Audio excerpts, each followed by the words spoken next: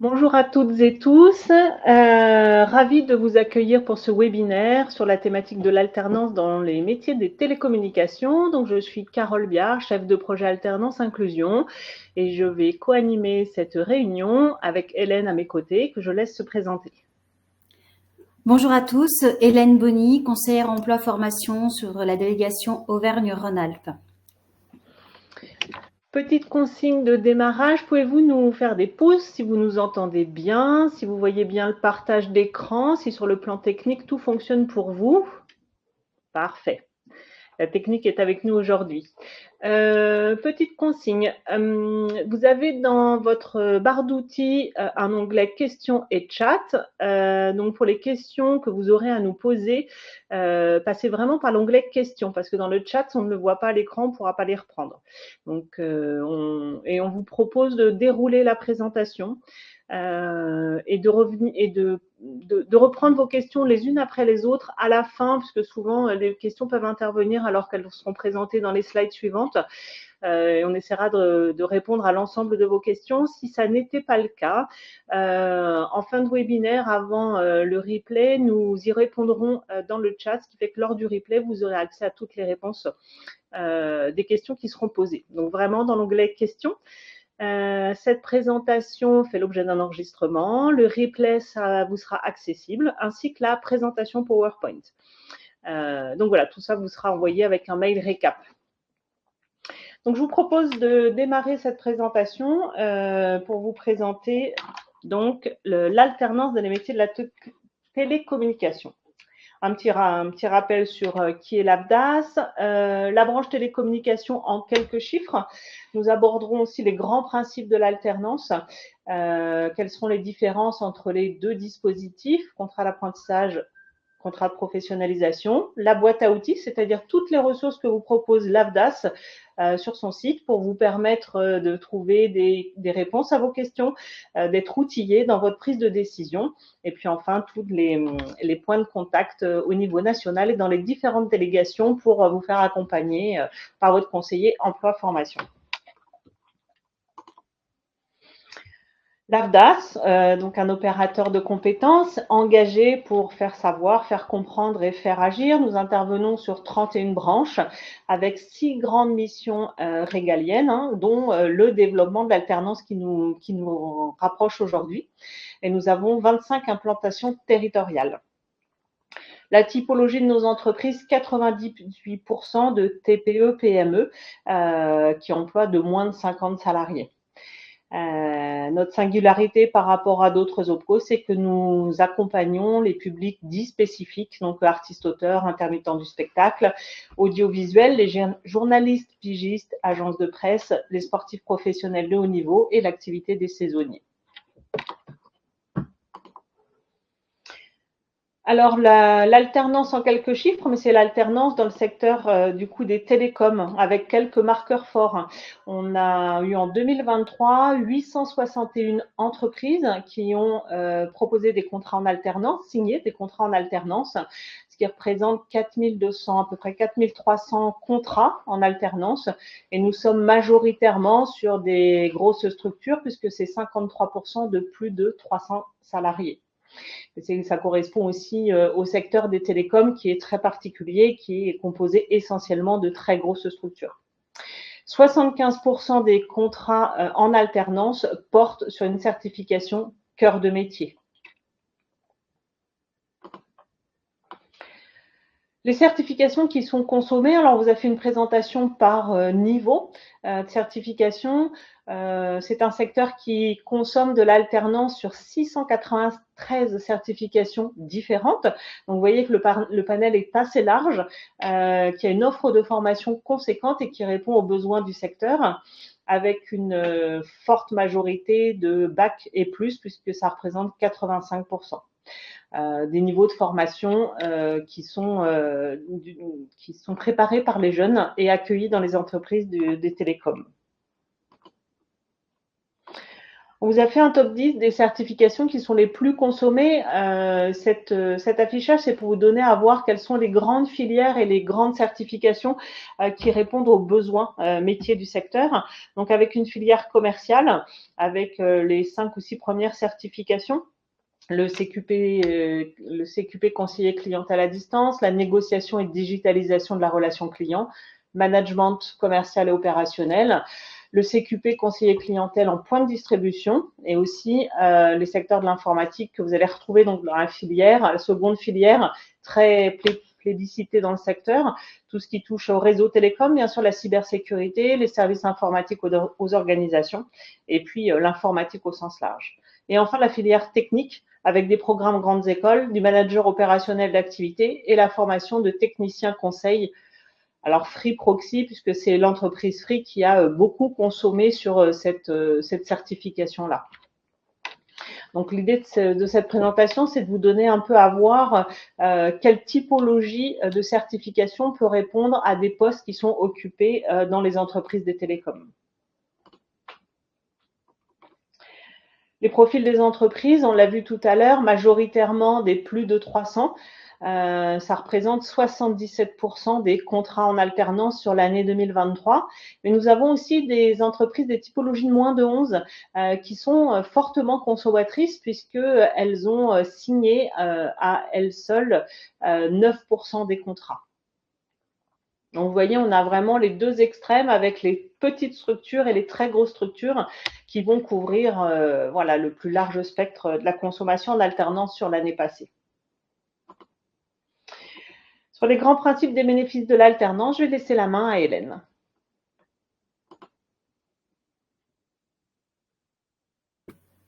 Donc en effet, l'alternance aujourd'hui entraîne certains bénéfices, notamment un capital compétences au service de l'entreprise, afin de sécuriser un parcours de formation, celui de l'alternant, intégrer bien sûr des profils diversifiés. Souvent le recours à l'alternance est l'occasion justement de pouvoir réinterroger ces processus de recrutement, valoriser l'expérience de vos équipes au moment de la transmission des savoirs, détecter vos futurs managers. Alors là, on parle essentiellement, bien sûr, des personnes qui se sont positionnées en tant que salariés volontaires pour le tutorat, car souvent, c'est une première marche vers une évolution vers du management. Et ensuite, transmettre et préserver vos savoir-faire. Très souvent, l'alternance est aussi un outil, notamment de gestion prévisionnelle des emplois et compétences avec les départs de personnes vers une suite de carrière. Sur la slide suivante, eh bien, on vous fait un petit état des lieux, notamment des questions à se poser au tout démarrage de la démarche de recrutement en alternance. Donc, les outils, en fait, concrètement, se mettent en place à partir du moment où on se pose les bonnes questions, à savoir, dans un premier temps, le besoin. Identifier le besoin, c'est vraiment une étape incontournable, que ce soit au niveau du besoin en tant que tel, quel va être le métier qui va être occupé. Donc, ça va être vraiment par rapport à ce poste. Est-ce que ce besoin est immédiat ? Est-ce qu'on est à plus long terme ? Ensuite, les autres questions, effectivement, que l'on peut se poser autour de ce poste sera la présence à temps plein ou à temps partiel, les rythmes de l'alternance, est-ce qu'ils sont adaptés à l'organisation, la formation, l'organisme de formation que vous pouvez, avec lequel vous pouvez travailler, le profil recherché de votre alternant par rapport à la maturité, par rapport à sa formation initiale, bien sûr, quel est le prévisionnel budgétaire que vous allez appliquer à ce recrutement et les conditions d'encadrement. Est-ce que vous avez parmi vos salariés un tuteur ou une tutrice ou un maître ou une maîtresse d'apprentissage qui pourra assurer le tutorat de votre alternant dans des bonnes conditions? Et à ce moment-là, effectivement, à l'appui des différentes réponses à ces questions, si l'alternance est la réponse adaptée et que les conditions sont réunies, vous pouvez alors lancer une démarche effectivement de recrutement en alternance qui reste néanmoins un recrutement à part entière. Même si le statut de l'alternant est un peu particulier, on reste quand même sur une démarche qui est sensiblement proche du recrutement classique comme on peut l'entendre. D'ailleurs, sur la slide suivante, on vous propose effectivement une aide au recrutement. On a élaboré à l'AFDAS une plateforme qui s'appelle Recruter autrement. Elle a été pensée pour le recrutement au sens large, afin de se réinterroger autour du processus de recrutement, et elle peut bien entendu s'appliquer au recrutement en alternance. C'est un outil qui permet de se questionner autour de son approche et d'affiner encore un peu plus la définition du besoin d'une part, mais aussi le profil du candidat et jusqu'à finalement la prise de décision du recrutement et l'intégration et la fidélisation. Dans le but, par rapport à l'ensemble de ce processus, de sourcer différemment les candidats pour élargir en fait le vivier et le champ des possibles.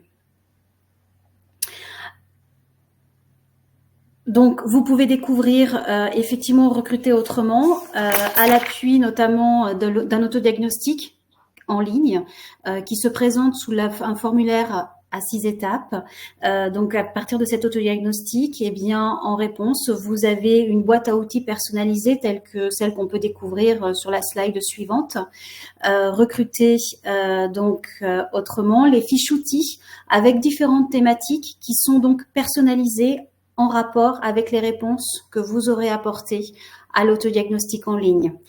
Donc, ça peut être effectivement hiérarchiser les compétences requises, évaluer le savoir, le savoir-être et le savoir-faire, etc., etc.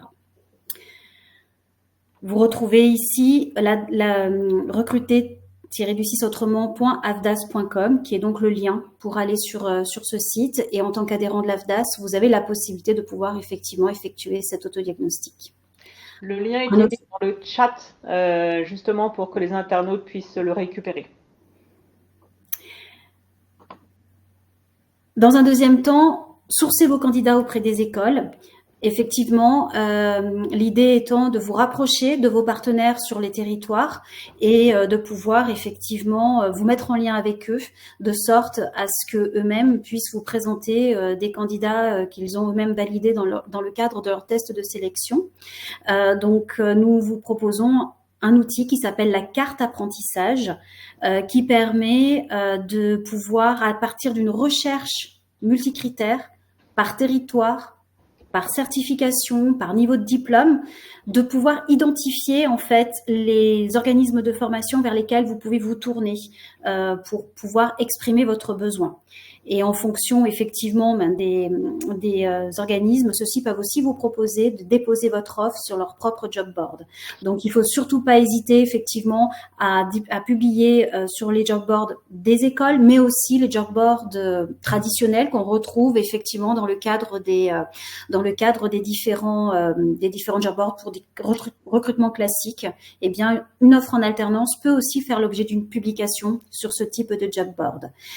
Donc, on vous met à nouveau effectivement le lien vers la cartographie de l'offre en alternance afin de vous permettre de gagner du temps sur ces sujets-là. Je laisse la parole à Carole pour la suite du dispositif d'alternance. Merci beaucoup Hélène. Alors effectivement, l'idée c'est à travers ces slides, ça va vous faire un petit rappel. Alors assez succinct, puisque les webinaires, c'est un temps assez court, de vous rappeler un petit peu les grands principes de l'alternance. Encore une fois, vous retrouverez en fin de présentation l'ensemble de nos outils pour rentrer davantage dans le détail. Alors, un petit rappel du statut de l'alternant dans l'entreprise. Comme l'a dit Hélène, effectivement, on est sur de recrutement classique. Dans les process, c'est un recrutement un petit peu particulier parce que bien que l'alternant soit un salarié de l'entreprise, ça reste il sera en formation tout au long de son contrat. Mais c'est vrai qu'au sein de l'entreprise, il signe un contrat de travail avec l'entreprise d'accueil. Il a des droits et des devoirs comme tous les salariés et il bénéficie des mêmes avantages quand il y en a dans l'entreprise ou dans le secteur de la branche. Il est soumis à l'horaire de travail applicable dans l'entreprise, bien sûr, au règlement intérieur, etc.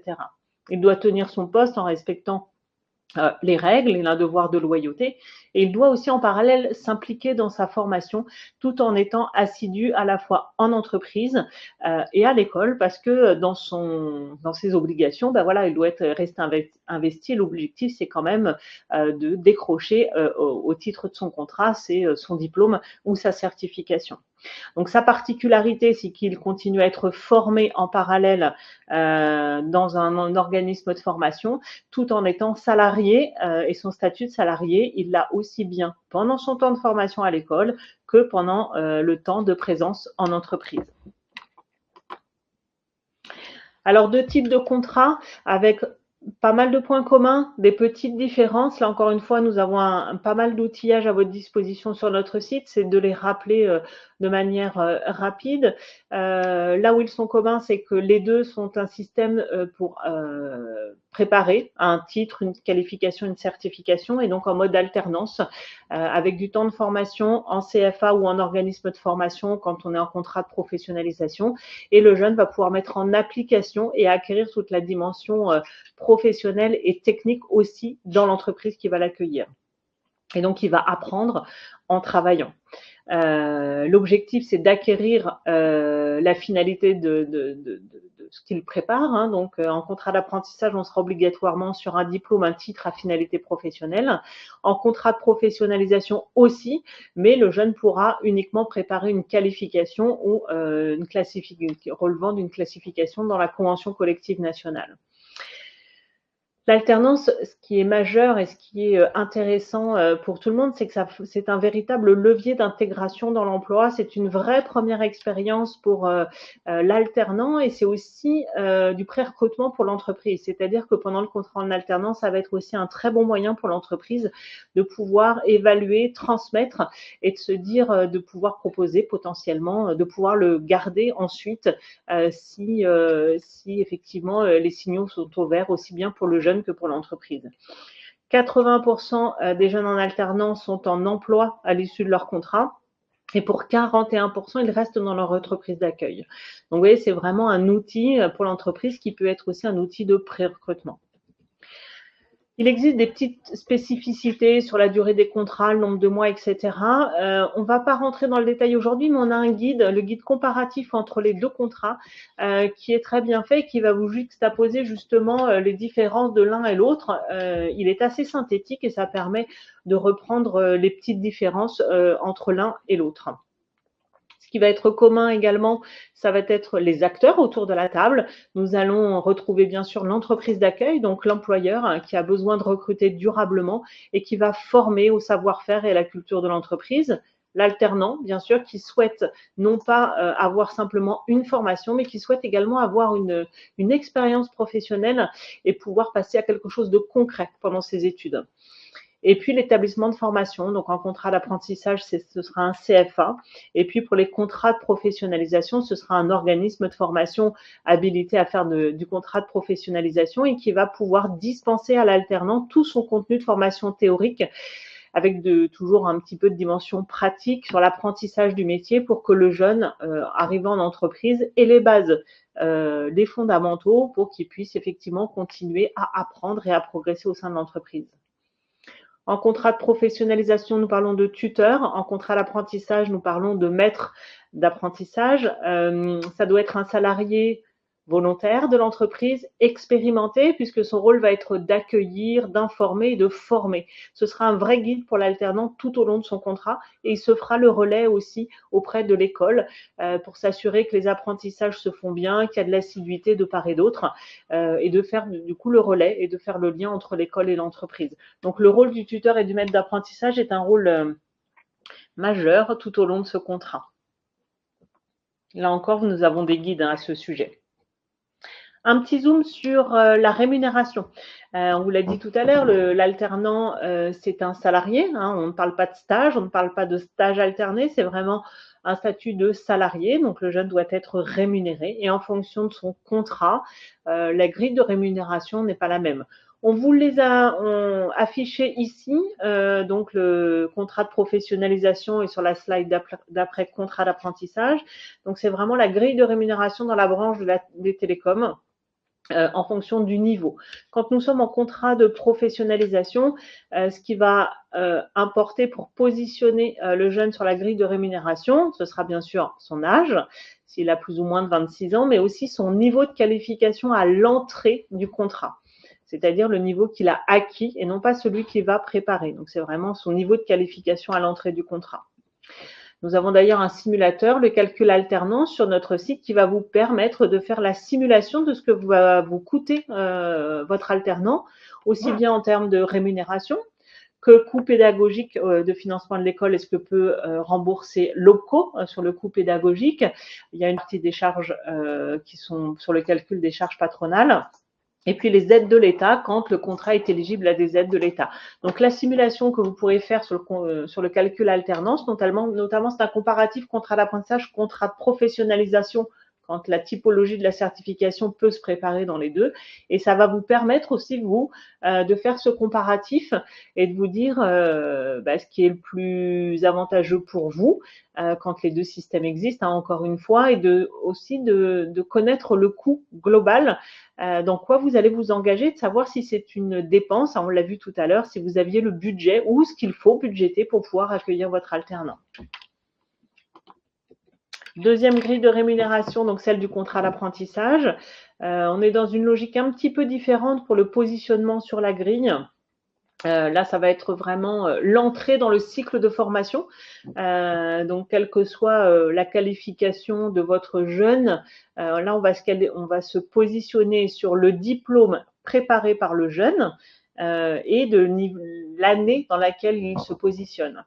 Alors, je vais prendre un cas extrême et qui arrive assez souvent, c'est notamment en master.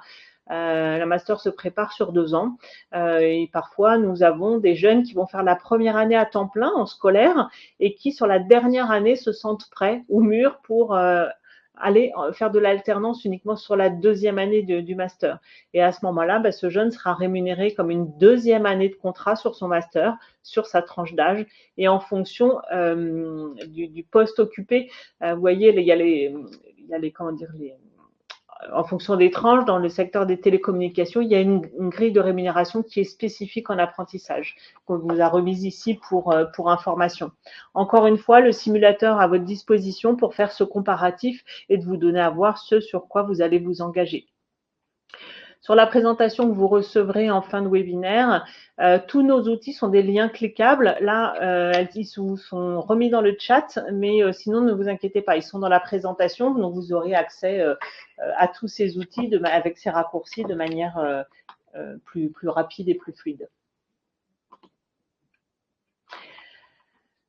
Une aide à l'embauche. Vous savez probablement que depuis les années Covid, l'État a souhaité vraiment impulser une aide aux entreprises sur le recrutement des jeunes en alternance, donc des aides qui ont été renouvelées à plusieurs reprises. Donc cette aide à l'embauche demeure pour les contrats d'apprentissage aujourd'hui. Et elle est valable pour tous les contrats qui seront signés au plus tard le 31 décembre 2024. Donc voilà, ça laisse le temps de voir venir. Une aide à l'embauche de 6 000 € maximum. Alors pourquoi maximum? Parce que c'est pour la première année du contrat. Donc si vous faites, et c'est une prime qui est proratisée, c'est-à-dire que si vous faites un contrat de 10 mois, vous n'aurez que 10 douzièmes de 6 000 €. Si vous êtes sur un contrat d'1 an, vous toucherez bien les 6 000 €. C'est pour ça qu'on dit que c'est au maximum. Donc en fait, la vérification, c'est que votre apprenti est bien toujours dans la DSN et qu'il est bien déclaré tous les mois. Une fois qu'il y a une rupture ou que le jeune n'est plus chez vous ou que le contrat se termine parce qu'il était inférieur à 12 mois, l'aide à l'embauche s'arrête. Cette aide est éligible pour toutes les entreprises de moins de 250 salariés. Pour les plus de 250, il y a des conditions d'accès. Là, encore une fois, c'est détaillé sur notre site, mais il faut avoir effectivement un taux d'alternant, remplir son quota d'alternant pour pouvoir bénéficier de cette aide à l'embauche. Et ça, quel que soit le niveau de qualification préparé par le jeune, c'est-à-dire qu'on va être sur du titre professionnel ou du diplôme qui va jusqu'au master. Donc, il n'y a pas de restriction par niveau de qualification. Cette aide à l'embauche était jusqu'à présent éligible aussi pour les contrats de professionnalisation. L'État a pris une décision de supprimer cette aide exceptionnelle pour les contrats de professionnalisation qui sont conclus à partir du 1er mai 2024. Donc, bien garder en mémoire que cette aide à l'embauche aujourd'hui est éligible uniquement pour les contrats d'apprentissage et valable jusqu'à la fin de l'année civile. Contrat de professionnalisation, du coup, ce n'est plus éligible, mais notre calculateur l'a bien pris en compte. Donc, vous verrez dans le détail, si vous faites la simulation, que cette aide ne rentre pas dans le calcul et vous verrez du coup le différentiel. Je repasse la main à Hélène qui va vous présenter notre boîte à outils de l'alternance. En effet, tout au long de cette présentation, nous vous avons présenté différents outils. Ici, nous les avons tous répertoriés de sorte à ce que vous puissiez les retrouver à partir des liens cliquables, comme le disait tout à l'heure Carole. Alors, dans un premier temps, effectivement, nos ressources. Donc ici, ce sont les guides intégrales ou essentiels, qui, comme leur nom l'indique, sont un peu plus synthétiques. Et l'intégrale va beaucoup plus dans le détail des dispositifs. Donc, n'hésitez pas à aller sur notre site, à consulter ces guides qui ont vraiment été conçus à votre attention, à l'appui notamment des retours terrain que nous avons dans nos actions de proximité. Ces guides sont très précieux parce qu'ils peuvent vous permettre d'avoir un maximum d'informations. En tout cas, l'ensemble des informations qu'on ne peut pas vous donner dans un format court de webinaire. Donc, on les a vraiment mis à votre disposition par rapport à cela. On en a parlé tout à l'heure. Le calcul alternance pour pouvoir simuler justement le coût de l'alternance, ainsi que la carte apprentissage. Les autres outils sur la slide suivante, recruter autrement, on en avait parlé aussi tout à l'heure, et ici on a rajouté d'autres éléments par rapport à l'étape de rédaction de l'offre d'emploi, du dépôt de l'offre, mais sur quel job board. Donc ça fait partie effectivement des choses sur lesquelles on peut être amené à vous conseiller. Et puis, un élément important, votre tuteur, maître d'apprentissage, qui aujourd'hui souhaite devenir maître tuteur ou maître d'apprentissage, peut avoir besoin effectivement d'une montée en compétences pour adopter la posture. Et c'est la raison pour laquelle, il est possible d'opter pour une formation. 3 parcours sont proposés en fonction du profil de votre tuteur ou maître d'apprentissage et du besoin de formation dont qu'il lui faudrait justement pour pouvoir assumer ce rôle si important dans l'alternance. Ces 3 parcours sont d'une durée de 21 heures, 14 heures ou 7 heures. Ce parcours peut être suivi à distance, en présentiel ou de façon mixte.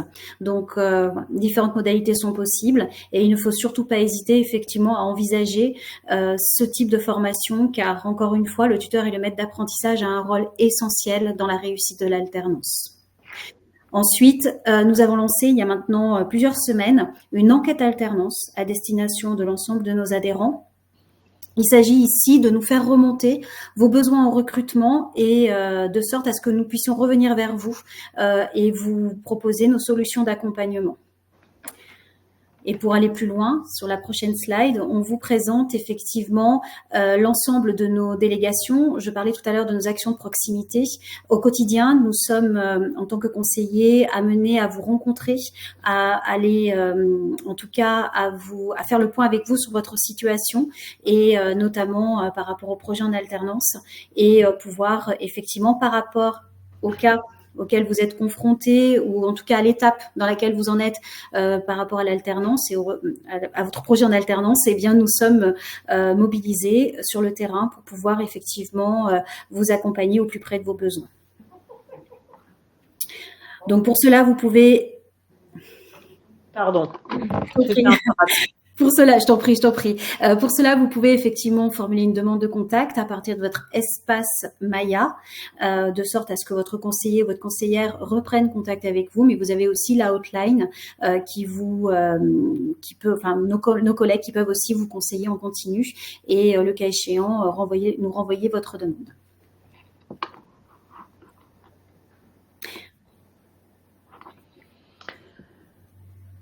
Alors voilà, nous arrivons au terme de la présentation.